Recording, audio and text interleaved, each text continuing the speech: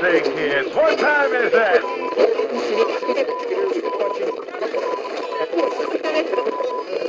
Hey gang, Keith here from GeekTime TV, and I'm coming at you with a little bit of fun today. About 2 weeks ago, yeah, exactly, it was 2 weeks ago yesterday, I took a little stroll up to Ticonderoga, New York. Now, for me, that's about a 4-hour drive or so. Why would I go to Ticonderoga, New York in the middle of late fall, you ask? Well, some of you probably know the answer. Some of you probably don't. Located up there is the Star Trek Original Series Set Tour. Now, if you're a Trekkie and you have not been, you must make time to go. So the place is run by a guy named James Cawley, and he was able to recreate not just the original Star Trek set tour to the millimeter, based on the blueprints and whatnot from the original series. Of course, those sets were destroyed, so none of them exist anymore. But he also put the layout in his it's a revamped retail space. So what he did was he was able to recreate exactly as it was laid out on Stage 9 at Desilu. So I went up there because William Shatner was making an appearance, and William Shatner is one of the few actors from the original series that I have yet to meet. So I said, you know what?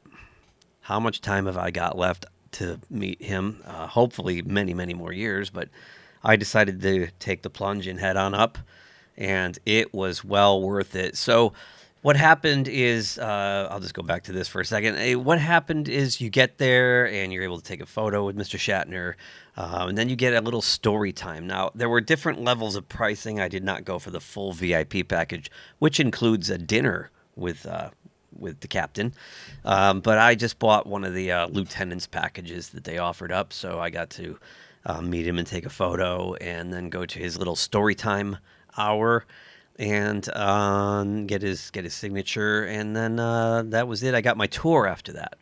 So let's go back here, and you can see just from the website, the website just gives you just enough to whet your appetite, but you really need to go. So I've got a little slideshow. I put couple, maybe 24 photos or so in here. So I'm going to kick this slideshow off. So this is in the little store that they have. Got the, I don't know how big it is, 12-foot model or so of the Enterprise. And what you find inside here, actually, let me go back for a second. If you look up in the upper left-hand corner, it says, "Quiet, please, filming in progress." So they really wanted to make it just like the Desilu sets. So inside the store, there's a little museum as well. So there's like costumes and uniforms and a lot of the props and whatnot. From the show, and even from the newer shows, Deep Space Nine, Next Generation, and whatnot. So then you go to the tour, and it's really cool because they have the doors, the red doors, and they have to open it with ropes, just like on the show. And the doors open up, and in you go. And when you're greeted by this hallway, if you're any kind of Star Trek fan like I am, who grew up watching the show, it's very surreal to suddenly be standing in the ship, standing in the hallway of the USS Enterprise.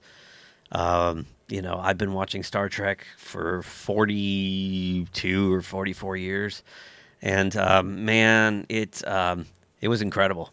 I mean, the level of detail in this, and here's the transporter room's your first stop, and it's just absolutely incredible. And what you don't get from the photo, they don't let you take video, unfortunately. So you don't get the full effect. Like, all the lights are blinking.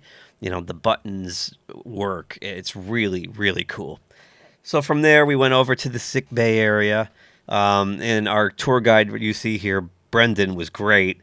He told the story in this particular moment that when William Shatner first came and gave his first tour, he had someone lay on that table, and he went to flip them down, to lay them horizontal. And there's a little wooden kick plate on the bottom. The thing broke right off. And William Shatner said, "Oh my God, this is totally accurate to the show. That happened all the time." So, yeah, funny story. There's also a button in one of the hallways where it got Shatnerized. He told a story where when the show first was in production, the actors would push the buttons very delicately. And Gene Roddenberry said, no, no, no, no, it's got to look lived in. You know, you got to hit it with some force. You know, like you've been using it all the time. Don't baby it. So Shatner was demonstrating that they decided, you know, he would punch it. If you watch the show, he'd hit it with his fist a lot. And he did that on the tour, and he broke the button. So it's the William Shatner Memorial broken button. But you go into the sick bay and the fabrics, it's just incredible. On the bed closest to us, I went back to the episode Space Seed, which first featured Khan Noonien Singh, who later most of you know from The Wrath of Khan, Ricardo Montalban.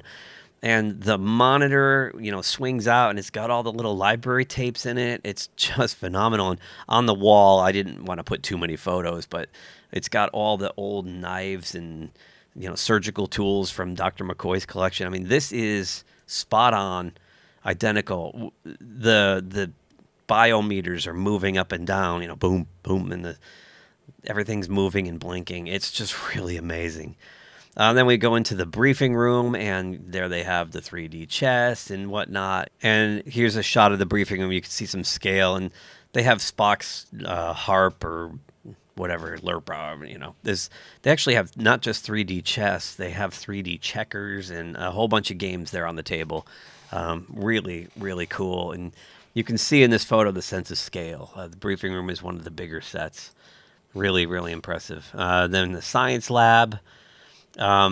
They have, it's hard to see, but that instrument in the foreground just in front of Brendan there has one of the parasitic creatures from the episode where they stick on their backs and control their minds. And what it was actually like, you know, prank store vomit spray painted. That's what those were. So pretty cool. The compression chamber, if you saw Space Seed and Khan put Captain Kirk in there, that was I mean, it was really enormous, that thing there. Captain Kirk's quarters, which was kind of funny. I guess they just built one quarters, and depending on whose quarters it was supposed to be, they just moved furniture around and changed the lighting and decorations. So they only had one room for everybody. And there's a great shot of the hallway. I was walking down the hallway, and I just wanted to turn around and look back because you can kind of get an idea of just how massive this set tour is. Each one of those rooms is one of the briefing room and the sick bay and the captain's quarters and whatnot. So everything is connected. You're not going from, you know, disjointed room to disjointed room just to see a set. You are on the ship, and it's laid out, like I said, exactly as it was on the soundstage back in the 60s. Next stop, we went to the Jeffries Tube, and you get to take a picture up there playing Scotty, Bogus Fratja. And then we go to the engineering room, and the engine room was just awesome. Just awesome. And again, if you're a fan of the original Star Trek, you go there and you're transported. You are literally in the television show that you grew up on. It's phenomenal. Phenomenal. And the only difference would be the lighting. You know, now they're using LED lighting, which is energy efficient. You can do more with it. And, of course, it doesn't throw any heat. Where back in the 60s, they were using Mole Richardson Fresnel lights, which, you know, where you could get a suntan under one of those in less than an hour. So, you know, that was pretty cool. So this is the matter-antimatter mixing chamber. And what was great, those balls you see there, true story, we were told that they are like kickballs that you'd find at the store.